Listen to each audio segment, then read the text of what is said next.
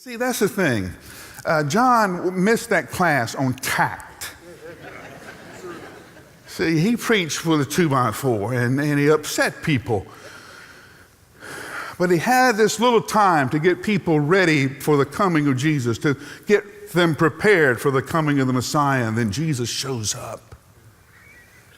And John baptizes him, and the heavens split open. This is my son in whom I am well pleased. And everything changes from that moment. The public ministry of Jesus begins. People begin to flock to him. The Gospels tell us that that early on in Jesus' ministry, that the crowds got so thick, so heavy, that Jesus couldn't go into the villages anymore. He had to stay out in the countryside. And John was seeing all of this. People didn't come hear him anymore. They went to Jesus. Jesus increased. John decreased. His followers came to him and said, the one that you talked about is now preaching and baptizing in the same river. John said, you remember I told you I wasn't the Messiah. I told you that from the beginning. I told you my job was to get you ready for his coming, and now he is here. He must increase.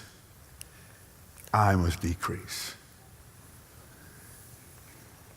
You know it had to be hard. You know it was about to get harder. You see, the thing about prophets, they don't get rich, they rarely retire.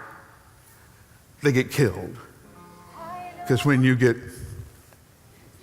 people breaking out in song in the middle of my sermons,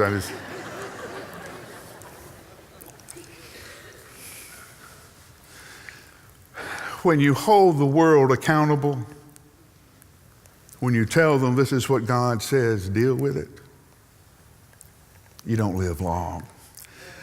John confronted the king with an adulterous relationship, and he was arrested and put in prison, and the wife of the king, the one who was the focus of the affair, demanded John's head on a platter, so John was killed as entertainment for one of the king's parties.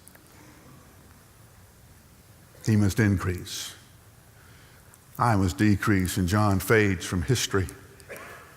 Jesus takes the stage. But in that one sentence, he gave us something we can live on.